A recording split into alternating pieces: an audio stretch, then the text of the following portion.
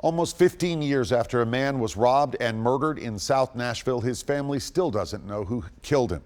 News Channel 5's Emily Luxon continues her series on mid-state cold cases, hoping to generate new leads for detectives and provide some closure for family. Tonight, David Martin's parents want to make sure his case is never forgotten. And I think he was just starting to really reach his potential. David Martin's parents will never know what their courageous and generous son was capable of achieving. He was just a wonderful person, you know, and it's just hard to believe that you can work so hard and just have it end so abruptly like that.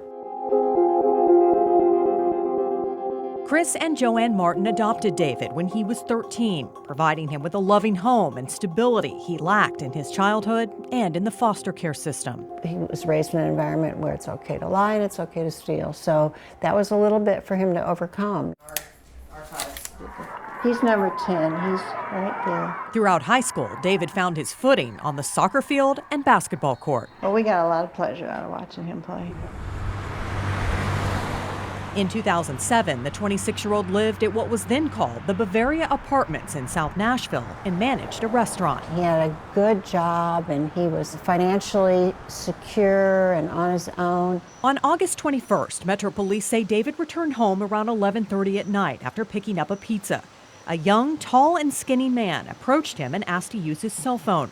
When David went to set down the pizza in his apartment, the man forced his way in and robbed David, his brother, and a friend at gunpoint. He got away with $7. David grabbed his gun he had recently bought for protection and confronted the robber. The suspect shot him in the head. He wasn't involved with any illegal activity, he wasn't doing anything wrong. David was well known at the apartment complex because he would work as a security guard, patrolling the parking lot at night with his dog in exchange for a discount on rent. However, after his dog bit his brother, he was forced to surrender it. Later that same day, he was killed.